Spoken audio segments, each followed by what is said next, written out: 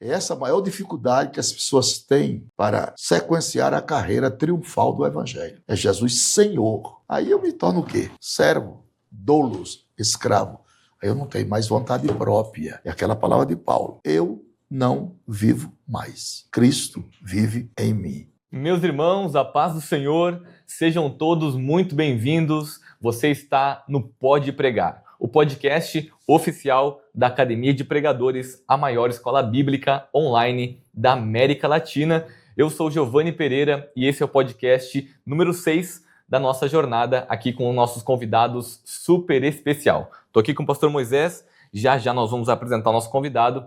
Eu quero lembrar você que gosta de estudar teologia, que durante esse episódio tem um QR Code na tela para você apontar a câmera do teu telefone e conhecer um pouquinho da estrutura da Academia de Pregadores.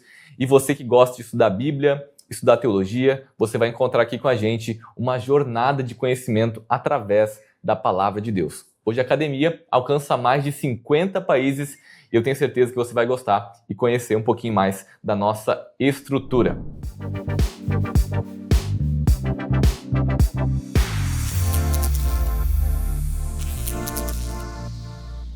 Eu quero dizer para você que você é bem-vindo. O nosso convidado de hoje é um convidado muito especial. Nós estamos aqui hoje preparados para conversar sobre teologia, sobre Palavra de Deus. Eu tenho certeza que vai te abençoar bastante. Não esquece de curtir este canal do YouTube e compartilhar também este bate-papo. Pastor Moisés, muito feliz de estar aqui com o senhor. Seja bem-vindo. E hoje é uma noite muito especial, né? Muito especial mesmo. Uma alegria estar aqui também com o Giovanni, uma alegria estar com você, meu querido irmão, minha querida irmã, você que está chegando agora aí para juntos crescermos na graça, no conhecimento, no entendimento e aprendermos aos pés de um Gamaliel. Vai ser lindo demais, vai ser maravilhoso demais. E vamos apresentar já nosso ilustríssimo convidado. Para nós é uma honra muito, mas muito grande mesmo, poder ter pastor Napoleão Falcão, uma lenda, né? Um ícone que Deus tem dado de presente para a igreja no Brasil, para pregoar a palavra, para ensinar a palavra, enfim, para ganhar almas. Alguém que você vai conhecer a história hoje conosco aqui no Pode Pregar. Pastor Napoleão Falcão, eu estou com um breve resumo aqui da sua trajetória. Autor de 26 livros, articulista das revistas das escolas bíblicas dominicais. Pastor Napoleão Falcão é bacharel em teologia pelo Seminário das Assembleias de Deus em São Cristóvão, no Rio de Janeiro. Fez um pouco da sua graduação nos Estados Unidos. E na Academia de Pregadores tem uma longa jornada aqui, diversos cursos ministrados. Pastor Napoleão Falcão, seja muito bem-vindo, o senhor está em casa. Pastor Napoleão, é que assim, o senhor é conhecido bastante por abordar sobre o Apocalipse, né, que é um assunto que as pessoas falam muito hoje em dia. E eu gostaria de saber do senhor como que surgiu esse desejo, esse interesse por esse livro, qual que é a importância de nós sabermos sobre o fim dos tempos. O que o senhor acha disso, pastor Napoleão? Giovanni, na proporção que os dias vão passando, a eclodência dos sinais vão acontecendo. Não é verdade? Sim. E isso traz para nós um desejo de conhecer as raízes das coisas que estão acontecendo. E todas as respostas cabíveis que queremos obter está na Bíblia. Jesus não mandou só ler a palavra. Ele mandou examinar as Escrituras. E esse exame requer tempo, paciência, noite adentro. Mas dá sono, mas quem é que não tem sono nas madrugadas? É tudo que as pessoas não têm hoje, né? É tudo que as pessoas não têm hoje. Então, quando o sono chegar, se levante, dá um timezinho, né? Lava o rosto, volta, se espreguiça. Na segunda etapa, o sono vai chegar de novo. O que é que fazer agora? Vai lá dentro, pega uma bacia com água, enche de água e coloca seus pés dentro. Eu quero ver o sono chegar. Aí você agora vai ficar as noites inteiras, porque não tem coisa melhor do que você ficar recebendo de Deus uma revelação. Não tem coisa melhor. Porque nós sabemos que existem 3 fontes do conhecimento. Né? 3 fontes de conhecimento. A primeira fonte são os conhecimentos herdados. Esses conhecimentos nós sabemos que nós recebemos de nossos mestres, porque todos nós aqui somos produtos de uma escola. Não é assim? Foi o que Paulo disse. Sabendo de quem tens aprendido. Isso é escola. Então, esta é a primeira fonte do saber. Aquele professor da escola dominical que cozeu as nossas primeiras vestes espirituais. Aqueles que tiveram a oportunidade de fazer um seminário bom, um seminário sério, né? Cujos corpo docente eram homens adestrados no ensino. Isso é um privilégio também. E a outra fonte do saber é quando você investe na boa literatura teológica. Por que é que você gosta da Bíblia? A resposta é essa, porque você conhece o seu autor. Então, o livro você adquire por causa do autor. Nós estamos num país de 8,5 milhões de quilômetros quadrados. Não é assim?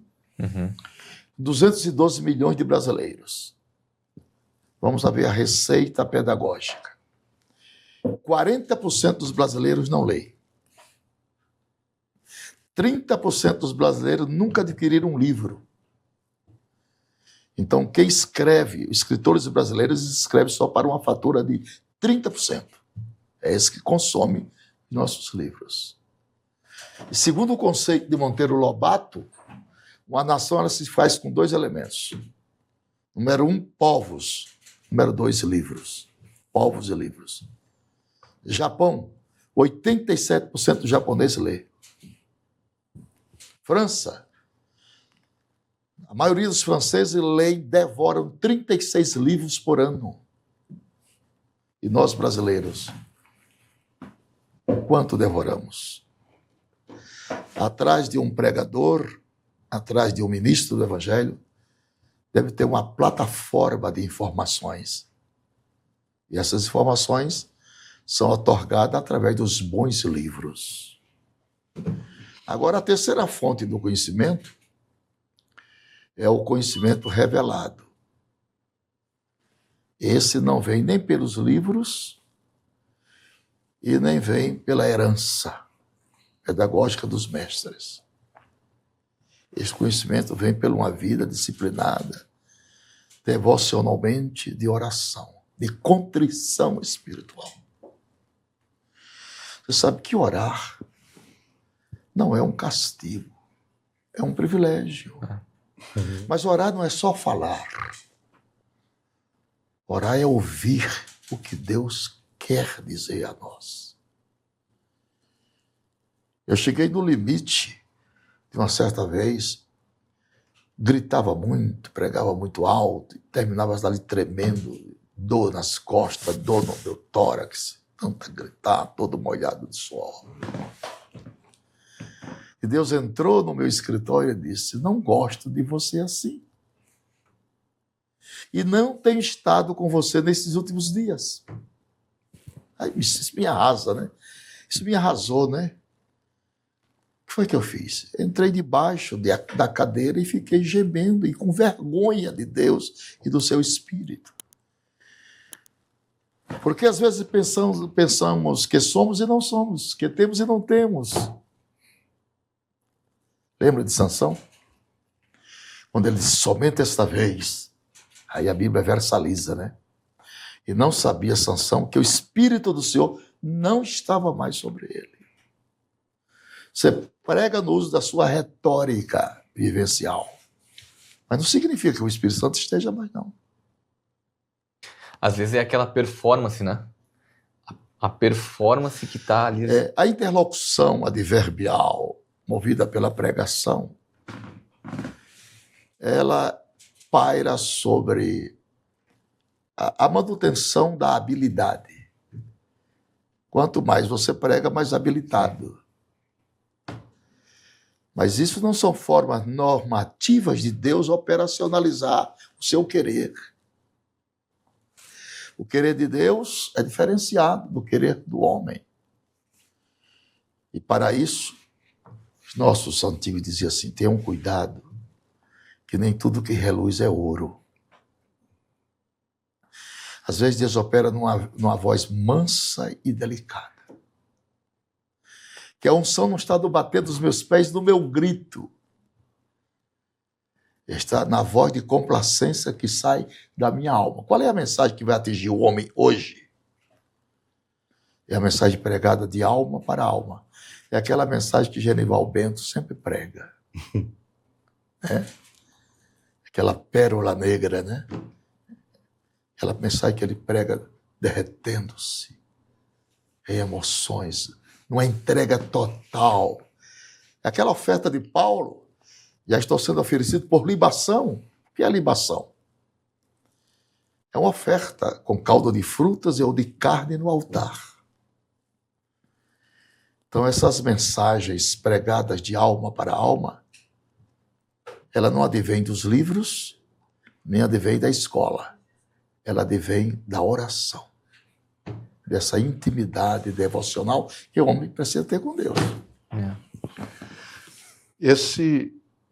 Essa vida que o senhor tem expressado agora, dessas 3 fontes de conhecimento, elas geram o resultado que o reino espera. Como a pessoa deve se encontrar? Qual o seu conselho para o tempo de hoje, onde as pessoas estão cada vez mais impacientes, cada vez mais correndo, como disse o Bom Giovanni? Tudo que as pessoas não estão tendo hoje é paciência, vamos dizer assim, disciplina com o tempo, e querem as coisas cada vez mais rápido, os vídeos de 1 minuto, os áudios acelerados, comida no fast food. Até observei, o pastor estava com o pastor Napoleão no carro, por algumas vezes ele escutou áudios de pastores que mandaram, de irmãos que mandaram. O áudio não estava, nenhum deles ele acelerou o áudio na velocidade 1. Qual o conselho que o senhor dá para essa turma acelerada de hoje, pastor?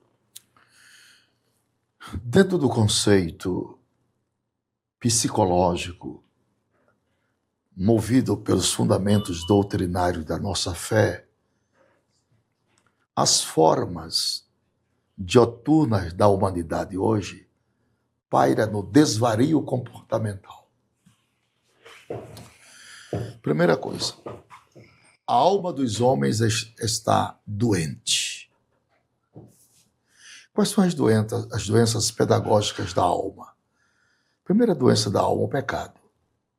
O pecado altera todo o comportamento do ser humano. Modo de viver, modo de olhar, modo de agir, modo de pensar, etc. O pecado é o câncer da alma. A outra doença da alma, eu escrevi até um livro sobre isso, é a angústia. As pessoas vivem angustiadas. Como é que o Espírito Santo vai encontrar lugar num coração angustiado? E você sabe que a angústia, ela traz sobre si o chamado mau humor. O mau humor, ele causa 3 coisas deploráveis. Primeiro, ele interfere no processo digestivo, de quimificação e de quilificação dos alimentos. Segundo, ele interfere na saúde mental e física das pessoas.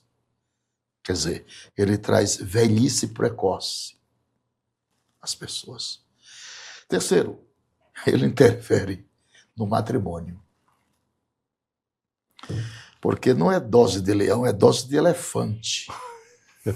Você conviver com uma pessoa mal-humorada. A angústia traz mau humor.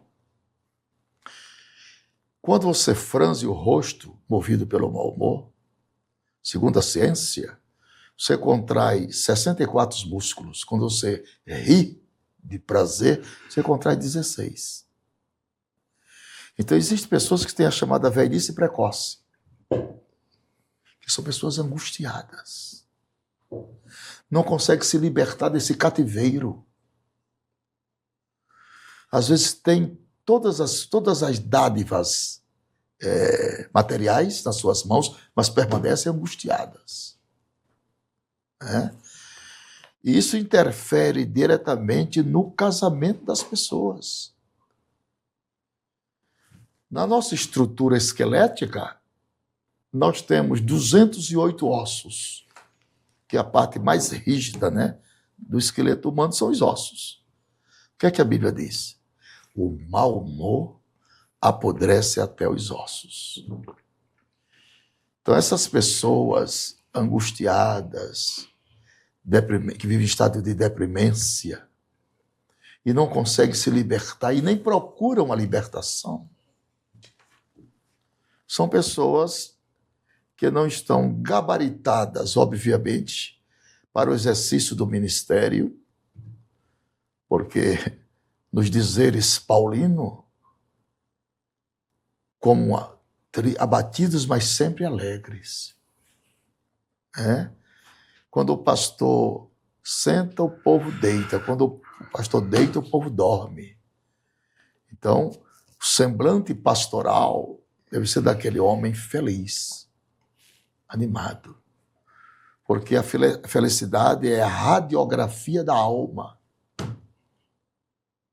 Coração alegre. Aformoseia o rosto, mas pelas dores do coração, o rosto parece. Porque a palavra coração, muitas vezes, ela é paralela, ela é competitiva da alma. Então, a alma é a sede das nossas emoções. E na Bíblia existem 4 designações fundamentais da palavra alma. Alma como pessoa, alma como sentimento, alma como função biológica, que é o sangue, e alma como parte imortal. Então, pastor Moisés, as pessoas precisam liberar o fruto do Espírito. Essa harmonia entre dons e frutos, ela deve vivenciar na nossa jornada cristã. Não que não tenhamos lutas, nem problemas, dificuldades e momentos de tristeza. Sim. Nós não somos déspotas, nós não somos robôs, nós somos gente. Mas que isso não venha perdurar um sentimento ignóbil de fraquezas, de fracassos, de tristeza, de penúria, de atraso e de retrocesso. Não pode. Jesus disse que você não pode proibir da ave voar, mas o que você deve deter é fazer o ninho. Então nós precisamos, dentro da teologia, observar formas normativas. Quais são as formas normativas do bom viver? É você constituir na sua vida cristã 2 fórmulas objetivadas em Cristo. Primeira, a fórmula de Jesus Salvador. E segundo, a fórmula de Jesus Senhor. Porque Salvador ele é de 193 países do mundo, de 8 bilhões de pessoas. Agora, Senhor, eu não posso dizer que ele é de todas as pessoas. É essa a maior dificuldade que as pessoas têm para sequenciar a carreira triunfal do Evangelho. É Jesus Senhor. Aí eu me torno o quê? Servo, doulos, escravo. Aí eu não tenho mais vontade própria. É aquela palavra de Paulo. Eu não vivo mais. Cristo vive em mim. Eu te pergunto, pastor Moisés, já chegasses a este nível? Essa é uma pergunta para todos nós. Para todos nós. Então, na realidade, o segredo para vencer essa correria, esse aceleramento de vida que está levando as pessoas a uma vida superficial é se render, se entregar. Incondicionalmente. Entrega teu caminho ao Senhor. Confia nele. Isso é a matemática da fé. Agora você precisa consubstanciar esta palavra e gravitá-la dentro de você. Por quê? Teoria e prática são antagônicos. É como o céu e a terra. Tem pessoas que conhecem a teoria da teologia, mas não conhecem a sua praticidade, a sua vivência. E a vivência deve ser a pauta normal da nossa vida. Viver o que prega. Viver a essência. Quando eu leio na Bíblia, o Senhor é meu pastor e nada me faltará, eu preciso vivenciar isso na prática. Absorver e vivenciar. Porque aí não é homem que está falando, aí é Deus que está falando para mim. Pode ser até um texto conhecido, mas nunca deixou de ser Deus. Se eu disser, porque Deus amou... Agora, as pessoas estão dando uma entonação completamente fragilizada à palavra de Deus. Como se a Bíblia fosse um jornal ou uma revista.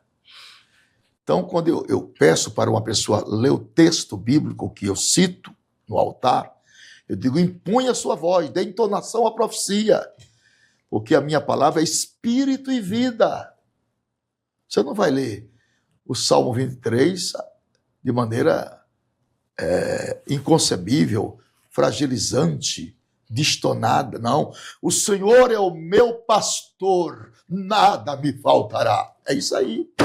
A entonação da voz, a receptividade do Espírito para focar embrionariamente o valor da profecia. A Bíblia, matematicamente, é um livro de profecias. Por isso que ela não é um livro, ela é o livro. O resto tudo é enchimento de prateleira. Às vezes o que falta é a pessoa não crer no que ela fala. Por isso que vive todo mundo angustiado. Exato. Quando você se angustia, você desacredita no que Jesus falou. Aquela palavra de Jesus não tem nenhum valor para você. Quando ele disse, não andeis ansiosos por coisa alguma. Delas o vosso Pai Celestial conhece todas. Olhai para os lírios dos campos. Nem Salomão, em toda a sua pompa, se vestiu como tais.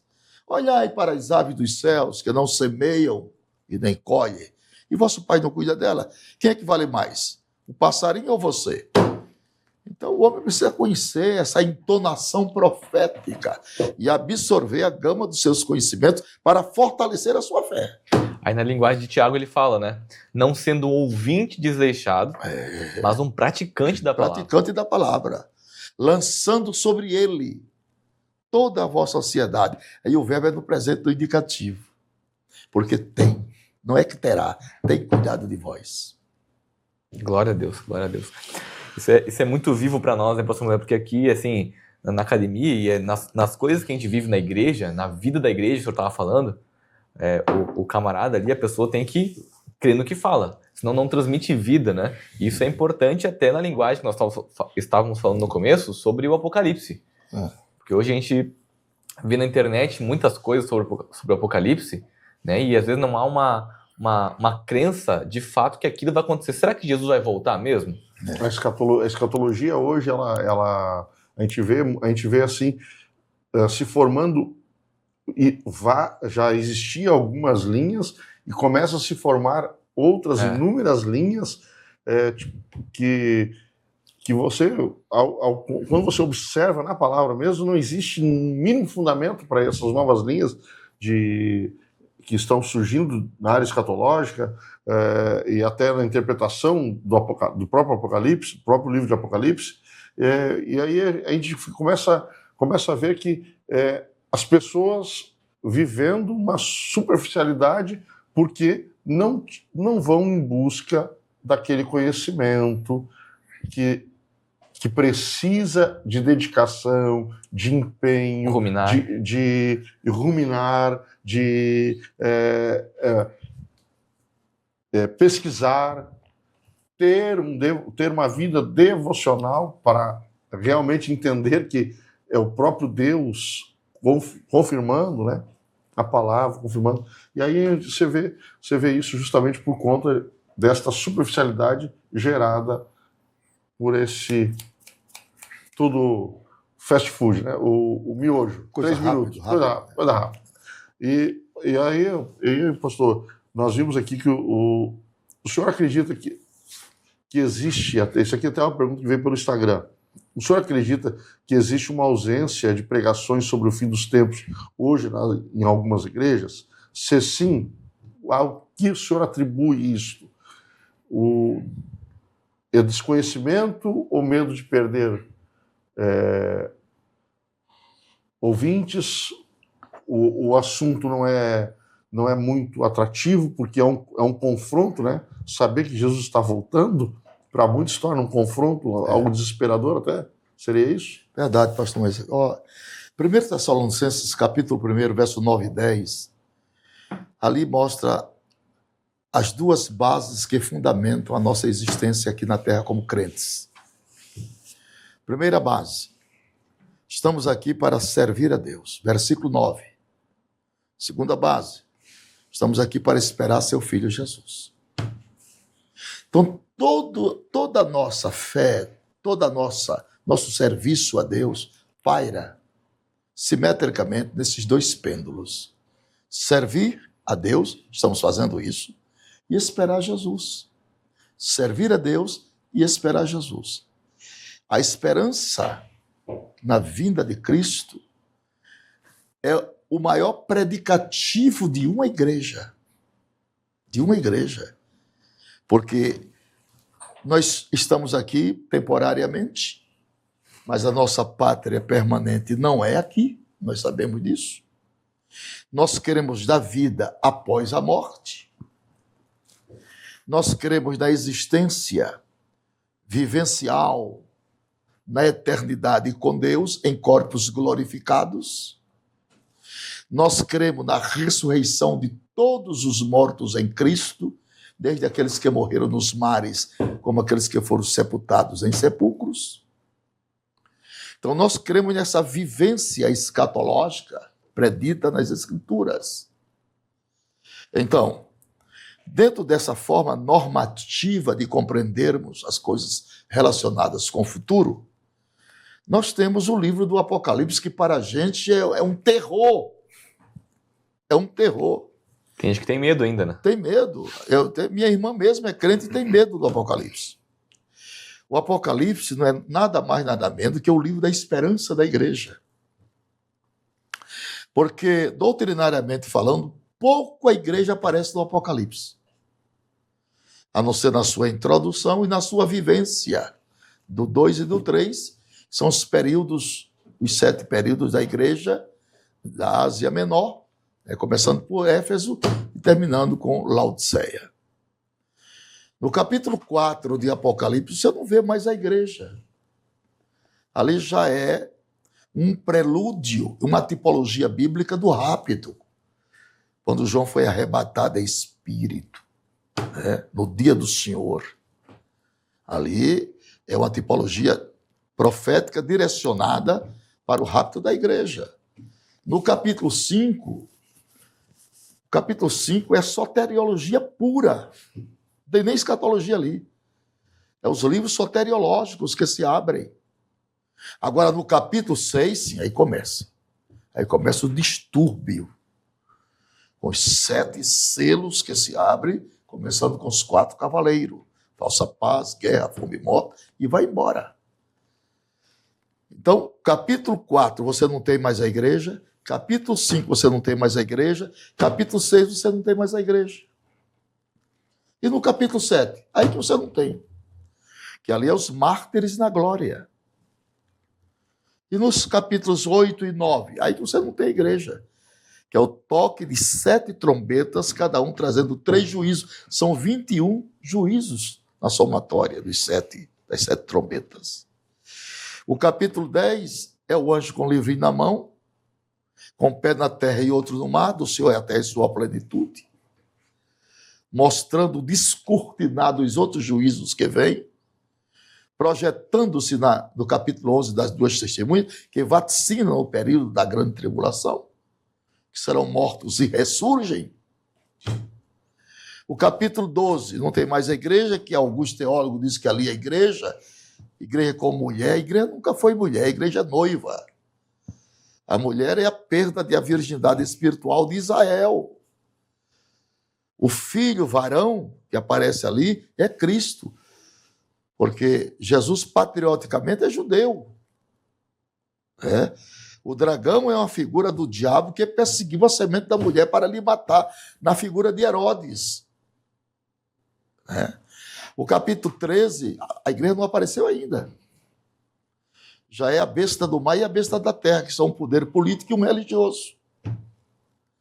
O capítulo 14 não tem mais a igreja também. É 144 mil selados, possivelmente pregadores do evangelho do reino, que é o último evangelho.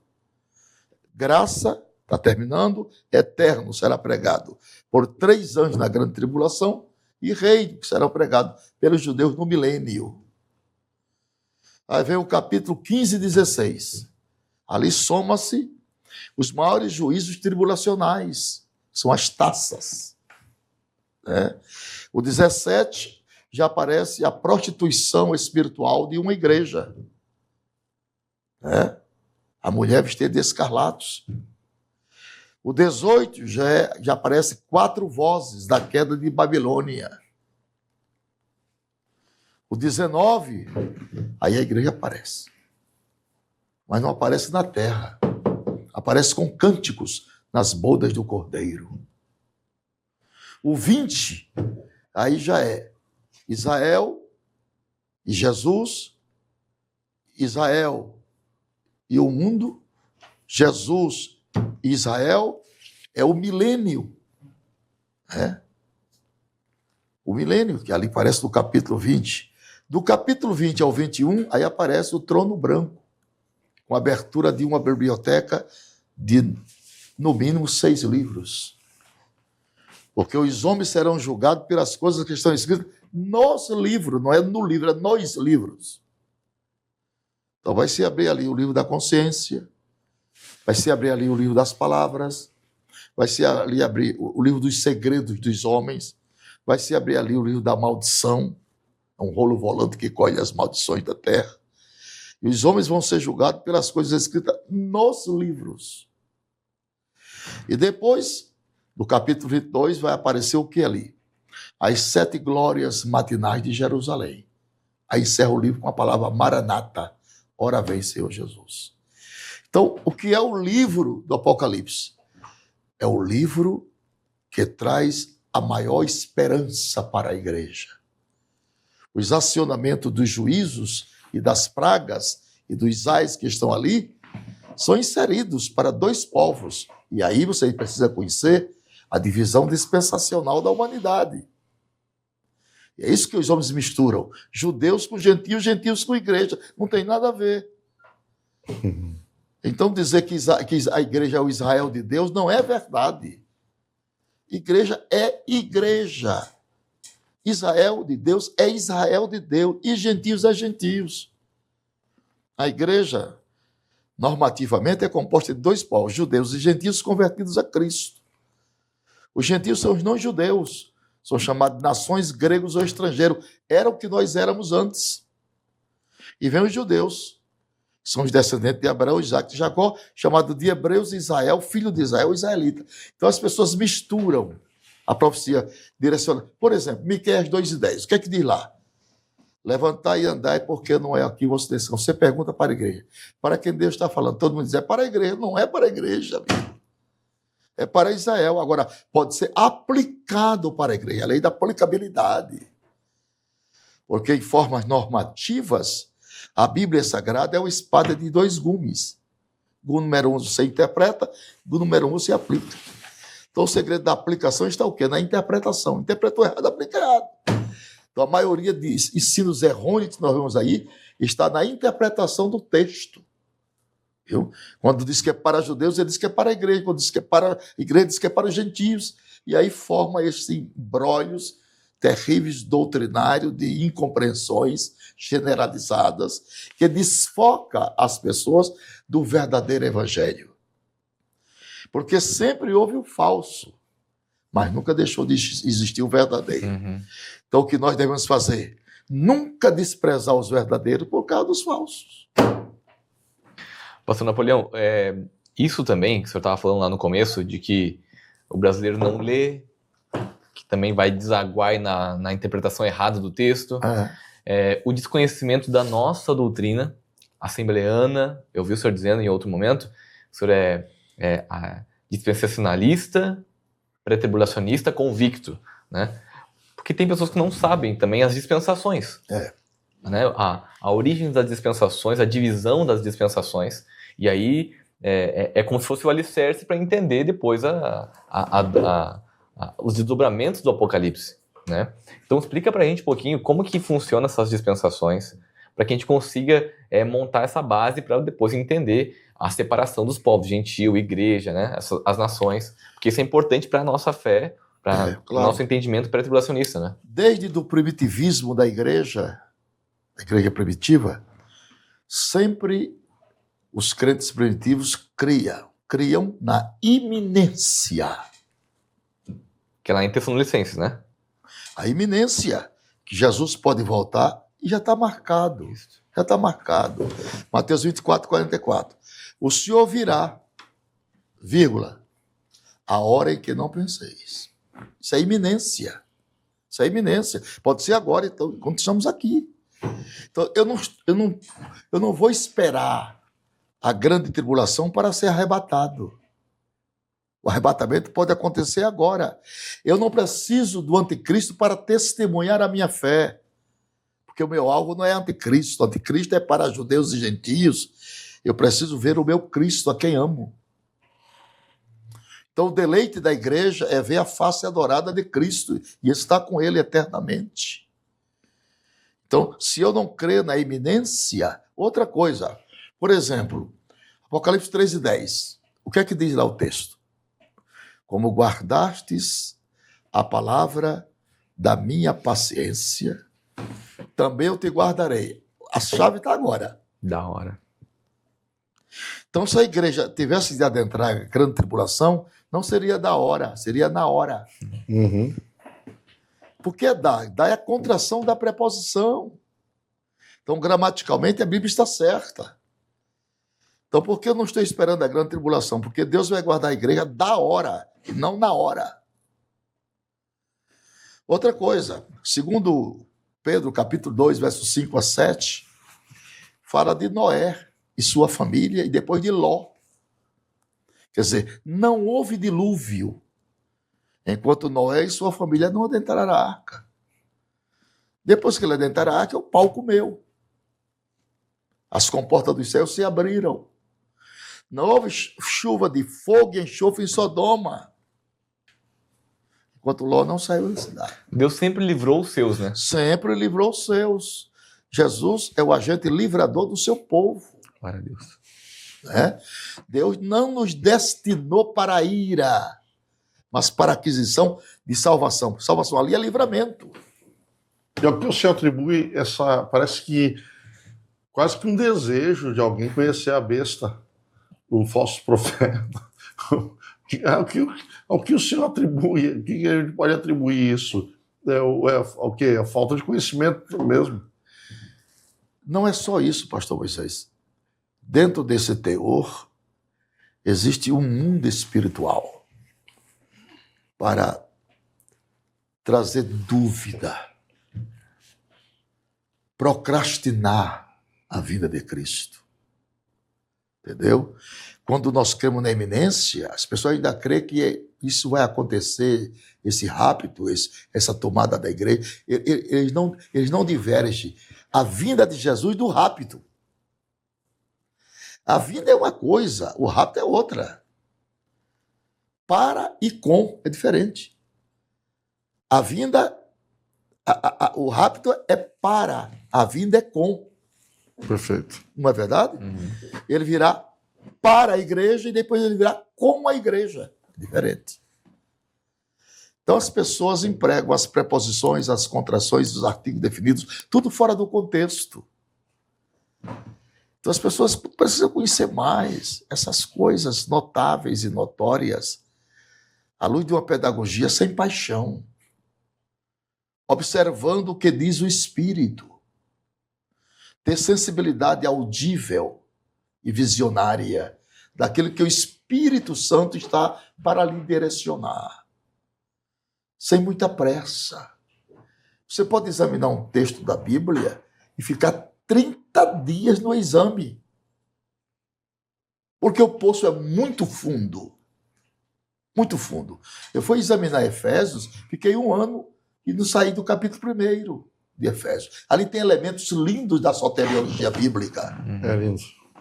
É lindo. Entendeu? Por isso que a Bíblia não é um livro, é o livro.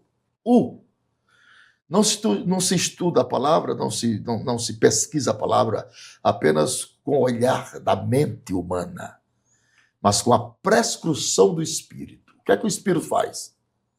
Qual é o trabalho do Espírito Santo? Prescrutar, sondar e revelar. Ele prescruta, sonda e revela. Prescruta, sonda e revela. Prescruta, sonda e revela. O coração de Deus para trazer a revelação.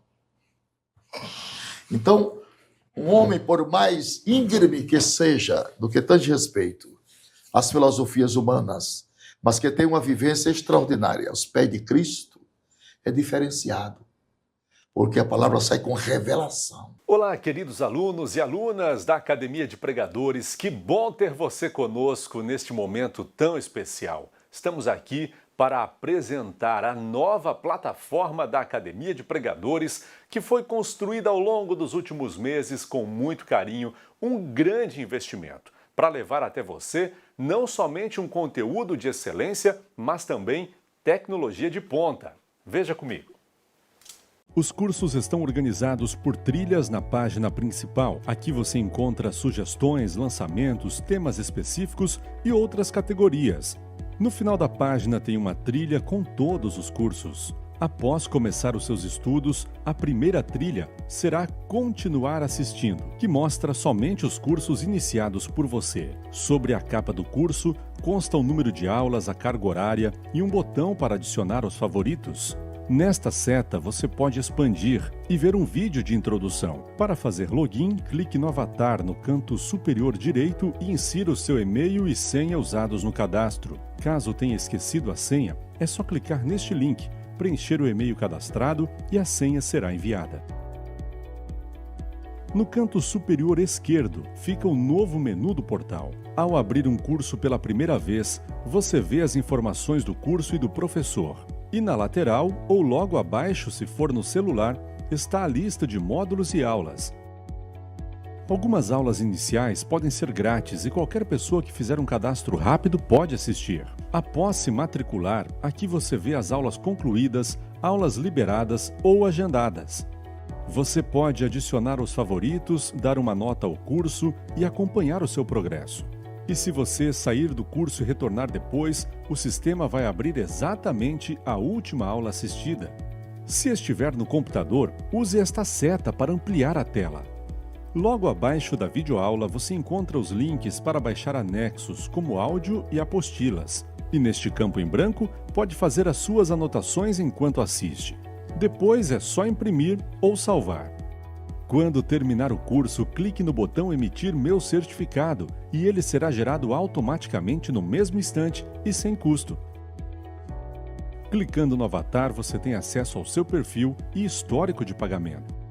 Em Meus Cartões, pode adicionar um novo cartão de crédito para fazer o pagamento do seu plano. Se você já era nosso aluno e seu cartão não aparece aqui, adicione um cartão na nova plataforma. Então aproveite as novidades e clique em Assine Agora. Escolha um dos planos, venha para a Academia de Pregadores, a maior escola bíblica online do Brasil.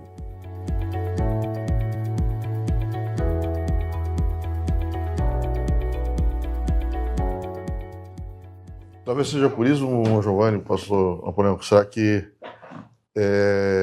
a gente vai ver que os teólogos da antiguidade, eles tinham mais, parece que mais, até hoje, os seus escritos passaram séculos, porque eles não tinham somente uma teologia teórica, mas tinha uma teologia devocional também. Por causa da vivência prática. vivência prática. Vivência prática.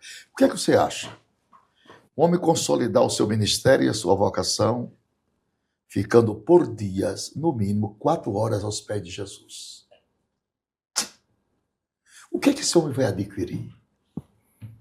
Como é que Deus vai tratar isso? Porque Deus tem política social. Como que é a política social de Deus? É puxar a brasa, passar dia de um e não para outros. Isso é o problema dele. Uma vez ele olhou para Moisés e disse: Moisés, é o seguinte, com os outros homens, os outros eu só falo por enigma, mas com você eu falo cara a cara. Houve 2 homens da Bíblia que Deus consolidou essa política social de maneira mais íntima, mais latente. O outro foi Abraão. Para Abraão ele disse assim, ele nunca fez isso com homem nenhum, nem com Moisés. Mas com Abraão ele disse: olhai para Abraão, vosso pai. Ele só mandava olhar para ele. Mas para Abraão tinha um distintivo. Só olhai para Abraão. E por isso Abraão tornou-se o pai da fé. Todos aqueles que creem. A Bíblia diz que todos os que creem são benditos como crente de Abraão. Então essa é a política. Ele disse: eu gosto de Jacó, mas não gosto de Esaú. Meu amigo. Abraão é meu amigo. De Jacó eu gosto, mas de Esaú eu não gosto. Isso é política social. Então, Deus tinha uma distinção entre pessoas e pessoas. Há pessoas que tinham um convívio mais íntimo, outros tinham um convívio mais distante. E assim permanece até hoje. Quer dizer, um homem que fica 3, 4 horas todos os dias, devocionalmente, aos pés de Jesus, irmão, vai me falar que esse homem não vai adquirir intimidade, relacionamento, identidade, sensibilidade. E toda outra coisa, notai que todo homem que chega-se para Deus devocionalmente, pedagogicamente, todos os dias, Deus torna esse homem maleável, flexível, viu? Acessível, brando, suave e terno. Porque a espiritualidade, ela te quebranta por dentro. Parecido com Jesus. Parecido com Jesus. Mas esta é a forma normativa de crença. É trazermos a identidade do Filho de Deus para dentro de nós. Nas nossas ações, no nosso olhar, nos nossos devocionais, na nossa vida diária. Cada dia sempre morrendo, e na proporção que morremos, vivemos. Morrendo, vivemos. Morrendo e vivendo para Deus. Isso só os dias vai delongar esta ação de relacionamentos com Deus. Você fica mais convencido que a única ponte simétrica que pode te levar a Deus e a ser o seu amigo, a gozar do regaço da sua intimidade, é os momentos devocionais que você fica com Deus, ora de joelho, ora deitado no chão, sem fazer muito barulho.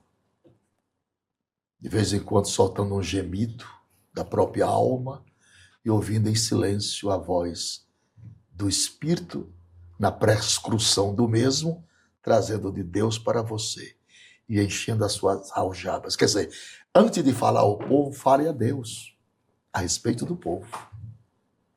Aí o Senhor me disse: toda vez que tu subires ao meu altar, diz só isso para mim: Senhor, sobe comigo. Faça isso, nunca te esqueça. Nunca perca de mim a sua dependência. Senão você fica fragilizado. Nunca perca de mim a sua dependência. Está lá em Mateus 5, bem-aventurado é os pobres de espírito, dependentes de Deus. É assim. Glória a Deus. É a política social de Deus. Política social de Deus. Vamos lá, que o Senhor nos encontre, né? Trabalhando. Que Ele ache em nós graça, né? Coloque o seu olhar sobre nós, para que, na realidade, um dos grandes perigos, até ministerialmente falando, né, pastor? E é uma guerra muito grande. Isso eu vivo essa guerra por conta das muitas atividades que acabam nos cercando. Se você não tiver um cuidado, você acaba se envolvendo por demais com a obra sem se envolver com o dono da obra. Se torna um ativista religioso, Profissional. profissional. Pronto. Aí. E aí, meu irmão, Aí. não adianta. E aí, eu ouvi agora esse tempo até um pastor falando assim, não é porque está dando certo Que está você, que está certo, que você está fazendo certo. E até ouvi outro pastor falando dentro daquilo que o senhor estava dizendo, que a santificação, por exemplo, o objetivo da santificação é nos levar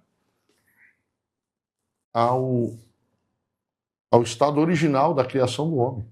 Ou seja, nos tornar mais humanos. Se tornar mais humanos. Ela é processual. Isso. E aí é onde a gente começa a ficar também parecido com Cristo, porque Cristo é esta figura do homem sem o pecado, do homem sem a condenação. Nossa, que coisa extraordinária. Perfeito como é perfeito o vosso Pai, né? Ali é maturidade, ali é parecido com Jesus, né? Então, o apelo bíblico e o apelo do Espírito é que a nossa vivência cristã venha bendizer o nome de Deus e trazer este grau de parentesco, de intimidade, movido pelo relacionamento com Deus. Isso você só vai angariar com o decorrer dos anos. Quando você é menino, fala com o menino e discorre com o menino. Mas quando você chega a ser homem, você deixa as coisas de menino e começa agora a pensar como homem.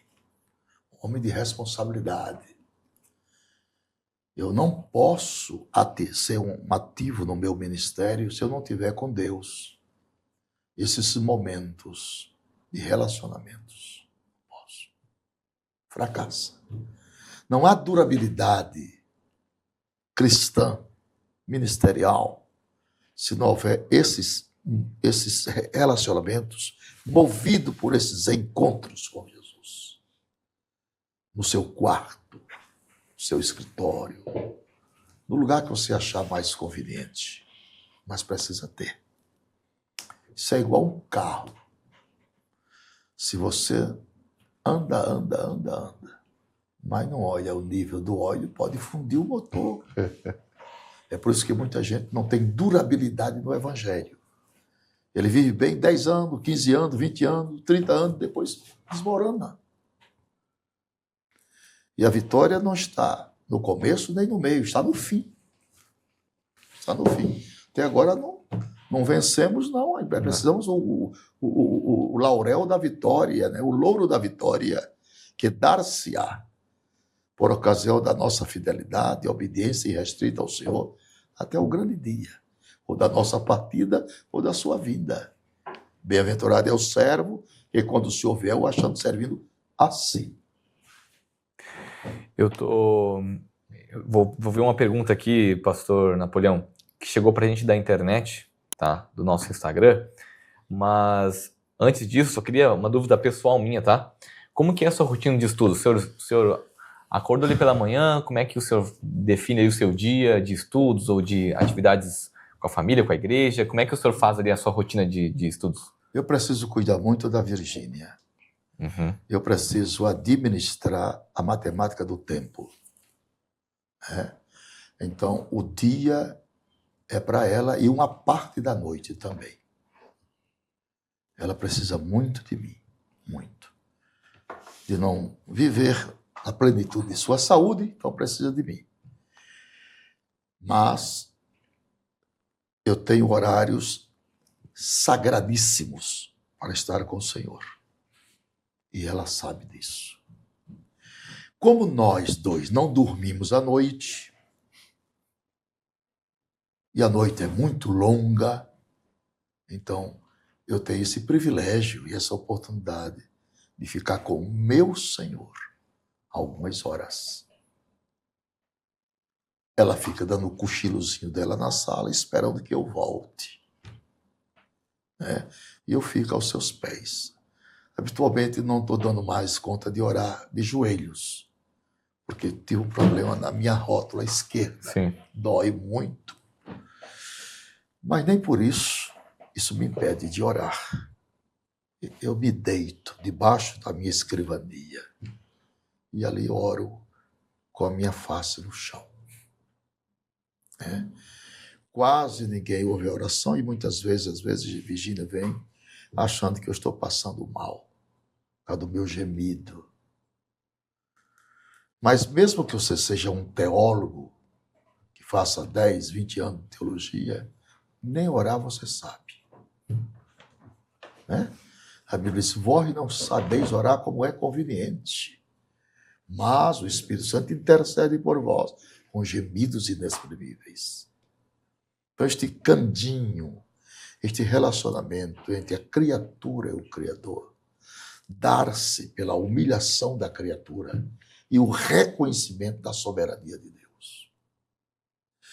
Temos este tesouro em vasos de barro, para que a glória seja de Deus e não do homem. Então, temos que manter esse comportamento espiritual sempre, repito, sem perder jamais a dependência do nosso Senhor. Ele quem nos sustenta, Ele quem prolonga os nossos dias na terra, Ele quem nos dá o pão de cada dia, Ele quem nos calça, quem nos veste o nosso corpo, e quem otorgou pelos seus méritos a vida eterna ao homem. Eu li um livro, para mim foi um dos livros assim, mais impactantes que eu digo ministerialmente na questão devocional que eu li, de Charles Swindoll, Intimidade com o Todo-Poderoso. Ele fala muito sobre esse tempo de qualidade com o Senhor. Não necessariamente falando, mas ouvindo. Ter um tempo contemplativo, em silêncio com o Senhor. Nosso pastor presidente, aqui em Florianópolis, pastor José Cipriano, ele sempre fala no culto, né? Que de manhã ele não atende telefone. De manhã ele passa um tempo com o Senhor. Certo. Né? E ele, assim como o senhor, acho que não tanto como o senhor, mas ele tem um vasto período de ministério. E eu sou um obreiro novo, pastor Napoleão. Tenho 28 anos. E eu estar aqui hoje ouvindo isso do senhor é uma coisa que eu nunca mais vou esquecer.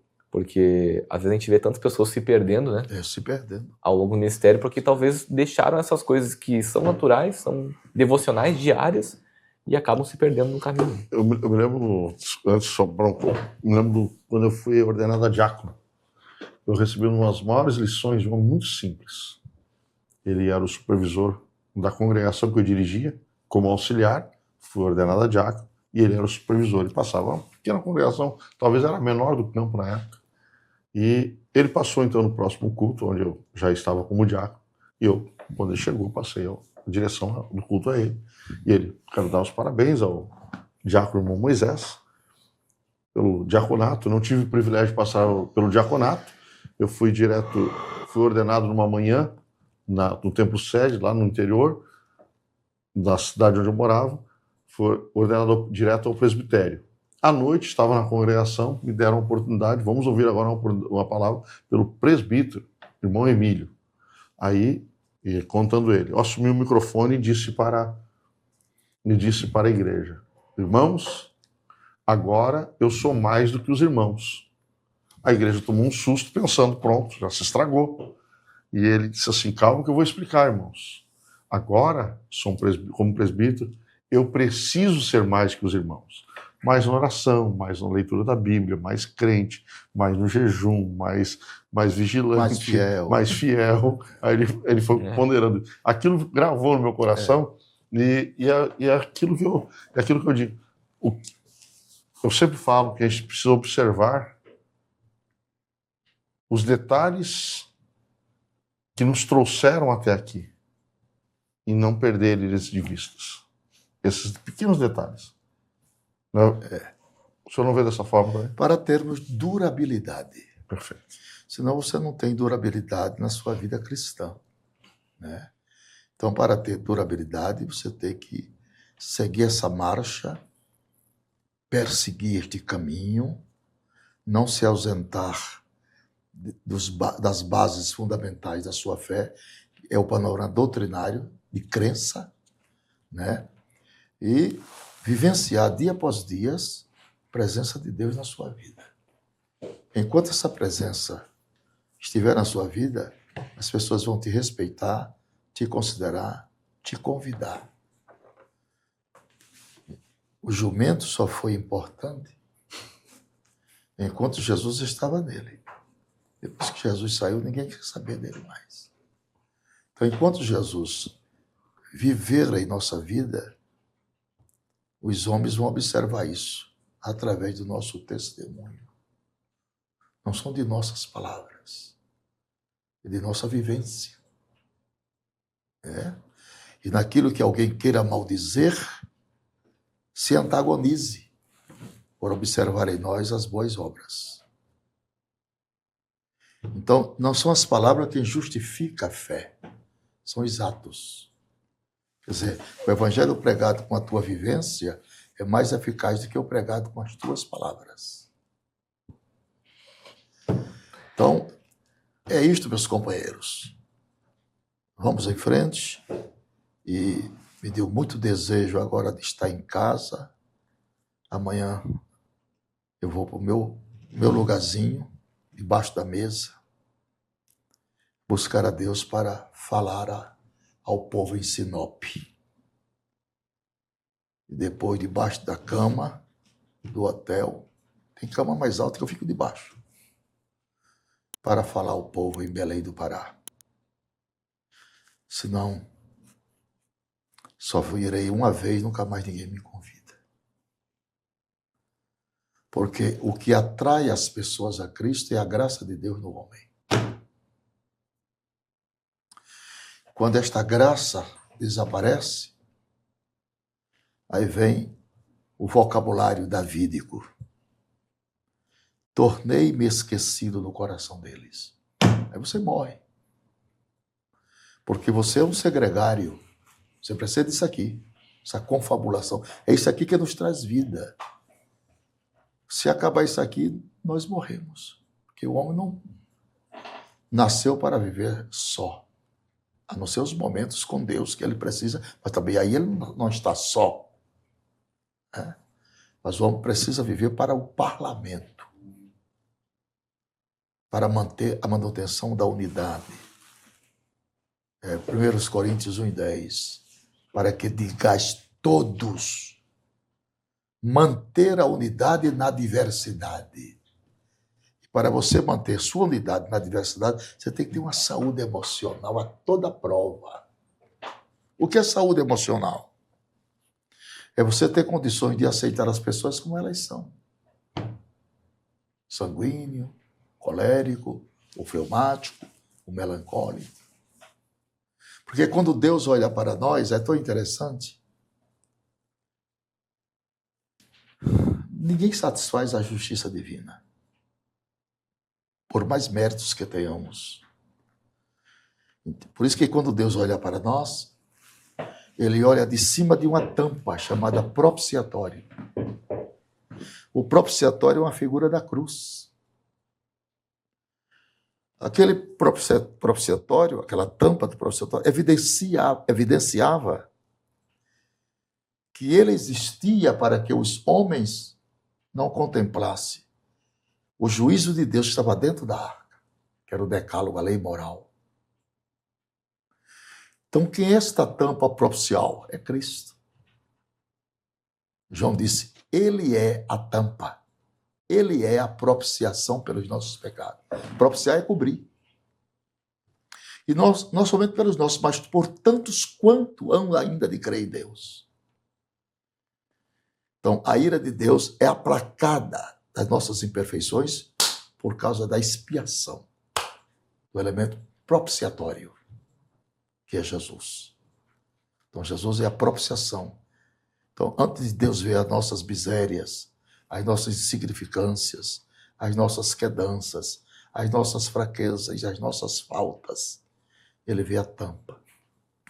Jesus é mediador de uma nova aliança entre Deus e o homem. Salvo pela tampa. Nossa, ainda bem que a tampa não voou, né? Se não fosse a graça de Deus, né?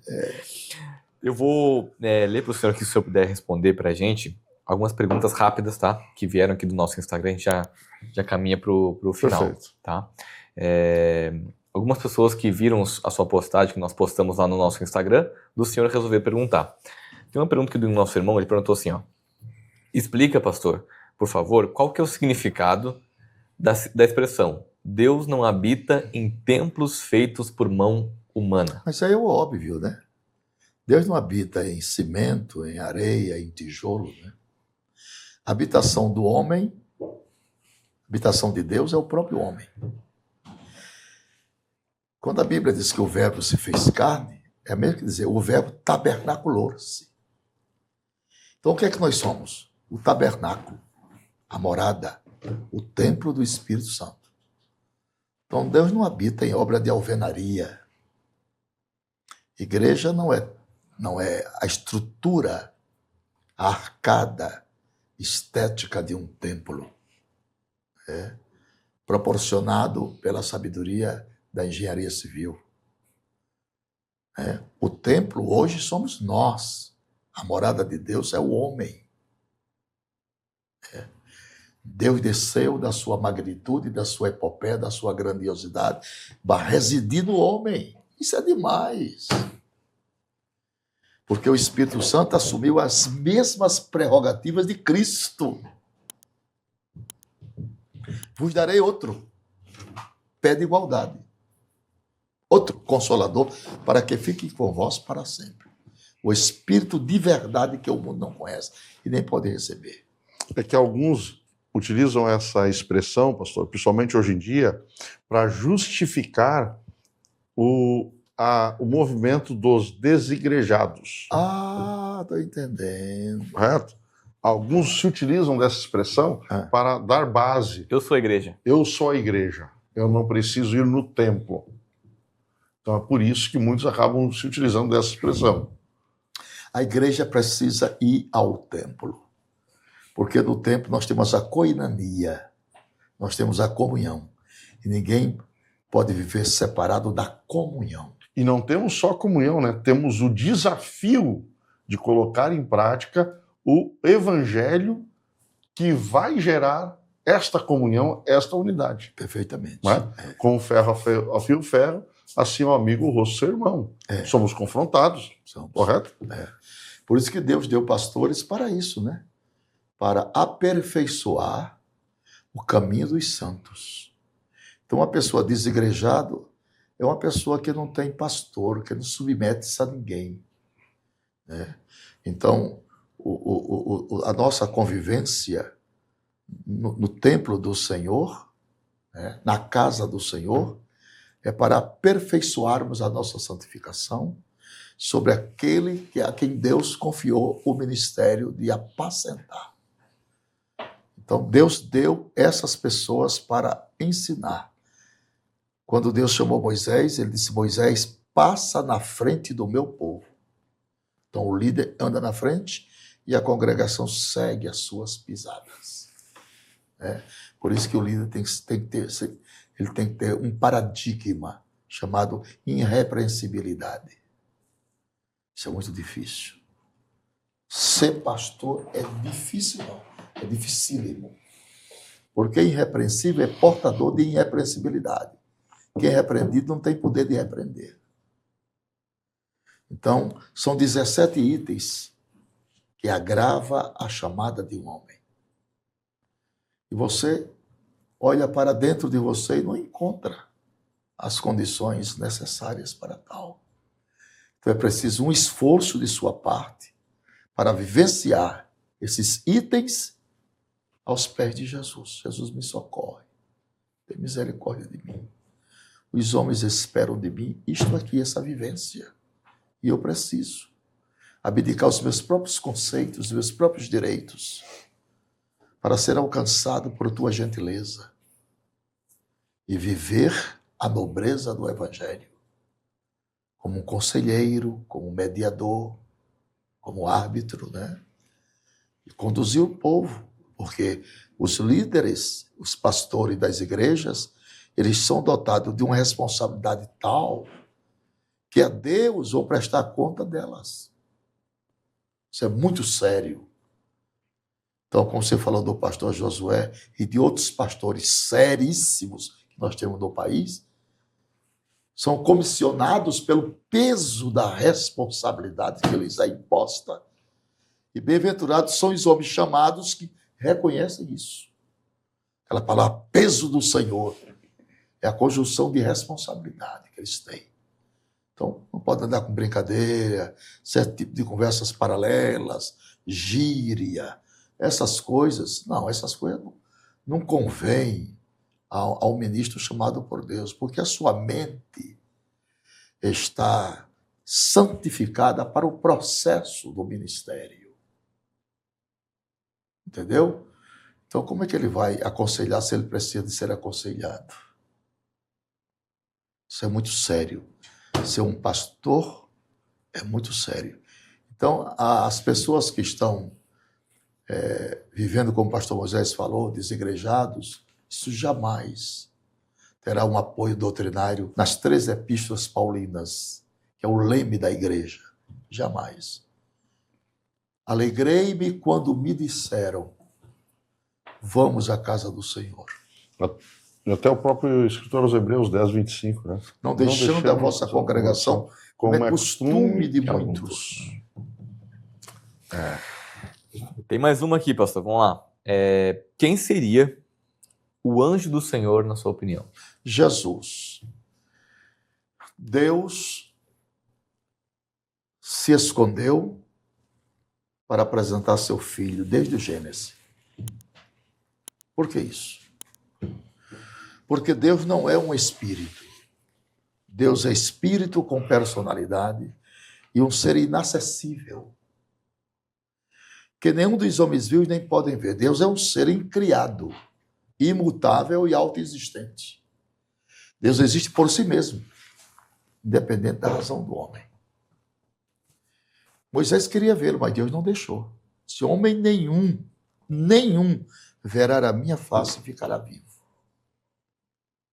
Então Deus se ausenta e apresenta seu filho desde o Gênesis. Quando diz no princípio, aí tem uma vírgula. Aquela vírgula era Cristo. Porque isso aí é paradoxal. Você vê princípio se Deus não os tem. Deus não está sujeito à lei da física. Ele é curioso. Ele não está sujeito, não ocupa tempo e nem espaço. Por que princípio? Aí João verbaliza a conotação do princípio. No princípio, era o verbo.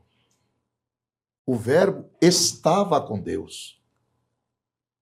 E o verbo era Deus. Aí vai a gramática. Ele, pronome pessoal, estava no princípio com Deus. Jesus. Aí vem Provérbios 8, 22.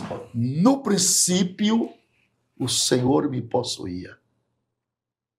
Antes das suas obras mais antigas. Quando ele fundava os cosmos, que eram os mundos, ali estava eu. Eu era seu engenheiro e folgava com ele na sua delícia. Antes de haver abismo, eu fui gerado. Gerado como semente da mulher, que é paradoxal. Que, cientificamente falando, mulher não tem semente, né? Quem tem semente é homem. E por que a Bíblia verbaliza a semente da mulher? Mesmo sabendo que a mulher não tem semente, que a semente é processada pelo homem, a mulher tem cromossomos. E na união afetiva entre homem e mulher, macho e fêmea, os cromossomos masculinos e femininos se juntam para formar uma personalidade dosada pela maternidade e pela paternidade, do pai e da mãe, através de cromossomos. Então Deus se ausenta e apresenta Jesus, tipologicamente falando. A Bíblia é rica em tipologia. Rica. Deus luta com Jacó, na pessoa de Cristo. E aí a Bíblia verbaliza como príncipe, Jacó, lutaste com Deus. Prevaleceste. Quem é que prevalece? No 13 de Juízes, aí diz assim, o pai de Sansão, Manoá, diz, agora sei, o homem vê Deus e não morre. Olha, morria. Agora não. Por causa da teofania. Como é o teu nome? Ele disse, meu nome é maravilhoso. Mas o maravilhoso ali está com letra minúscula. Nós temos 9 categorias de substantivos. Comuns e próprios, concretos e abstratos, simples e compostos, primitivos, derivados e coletivos. Ali Jesus se apresenta como substantivo comum. Mas Isaías ele muda, já é substantivo próprio. Que maravilhoso ali está com letras maiúsculas. E o verbo que Isaías emprega sobre ele está no presente do indicativo. Isaías não disse que o menino vai nascer, disse, já nasceu. O menino vos nasceu e um filho se nos deu, e o principado está sobre seus ombros. Então, na adjetividade de Isaías, o Deus de Isaías não conta tempo, não está sujeito a normas de tempo, de passado, de presente e futuro. Na somatória de valores, ele é autoexistente. Por isso que as pessoas que não têm o Espírito de Deus não podem entender as Escrituras. Dessas formas, às vezes repetitivas. Quando o Filho do Homem vier em sua glória, todos se assentarão com ele na sua glória. Por que glória e glória 2 vezes? Ele veio na glória do Pai, a primeira glória. Ele virá na glória do Filho, a segunda glória. Por isso que o português é repetitivo, dentro da conotação profética. Que Deus fala da conotação profética, não da conotação apenas filosófica, mas profética. E para entender profecias, você tem que ter o Espírito. Sem o Espírito, você não entende a vertente da profecia. Se perde no tempo. A última para a gente encerrar. Vamos lá. Essa aqui diz assim, ó. Pastor, a Bíblia dá indicação de quem poderá ser as 2 testemunhas do Apocalipse? Não, não dá. Elas tinham ministérios parecidos com Elias e Moisés. Uma tinha poder de transformar água em sangue, e outra tem poder de fazer fogo do céu cair. Mas não significa que sejam Elias, nem que sejam Moisés. Esse departamento tem 2 departamentos fechados, à luz da profecia em Apocalipse.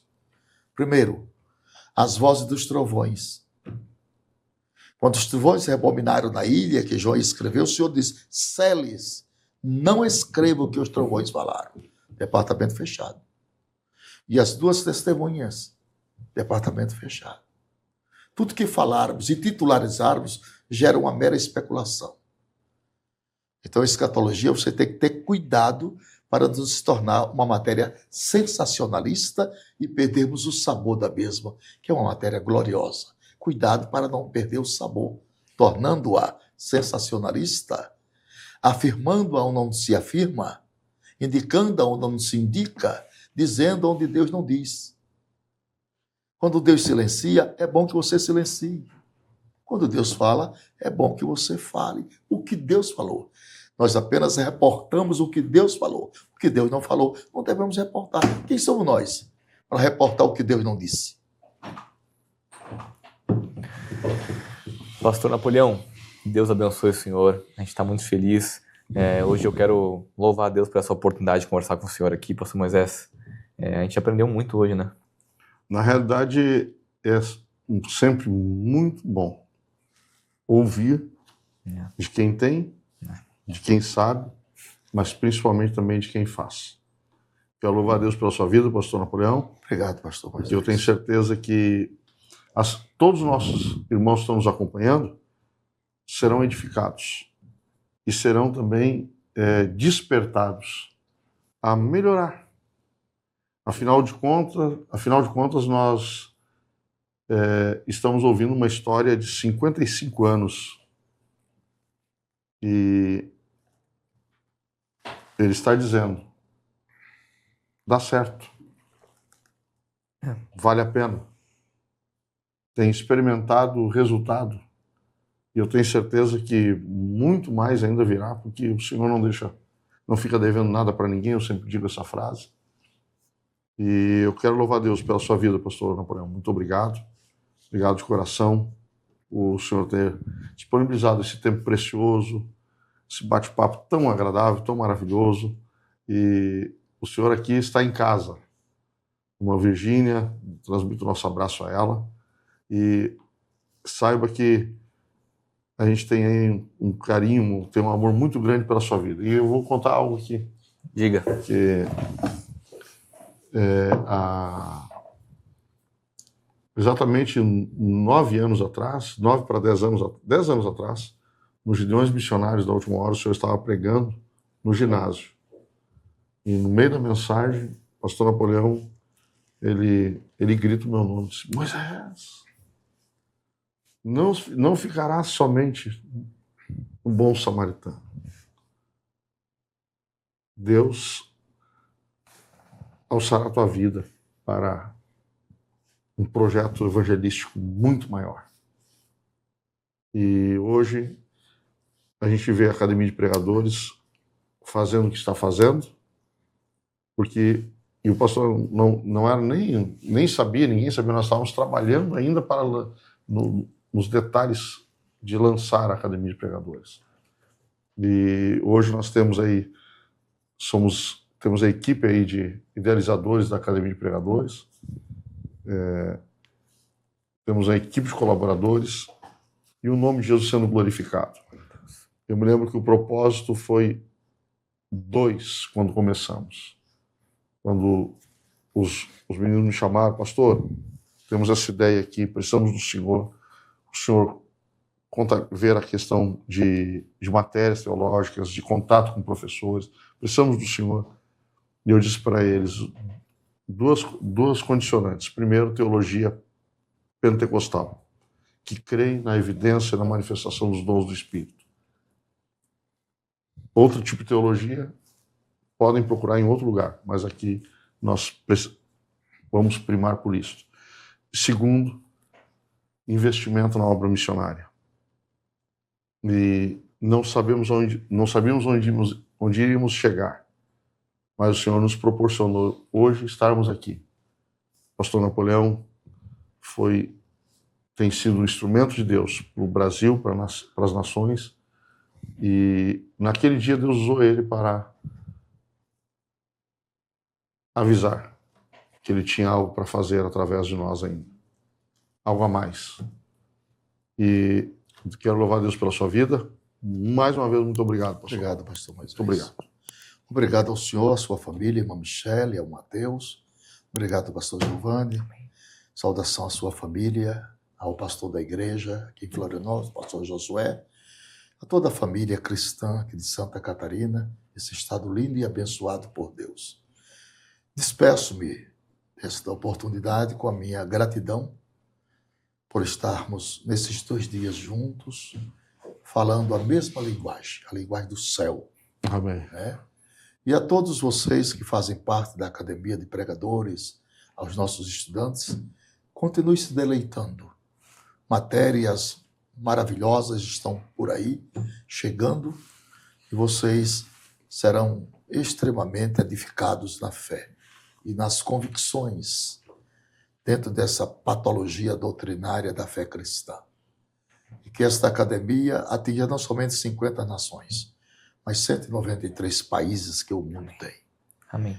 E que a bênção de prosperidade esteja sobre a Academia de Pregadores, a bênção de saúde mental, física e espiritual seja sobre todos os professores, que nossos amigos, nossos mestres da palavra, que eles possam alcançar de Deus as revelações mais latentes da Bíblia para promover a glorificação de Deus e a edificação dos nossos alunos.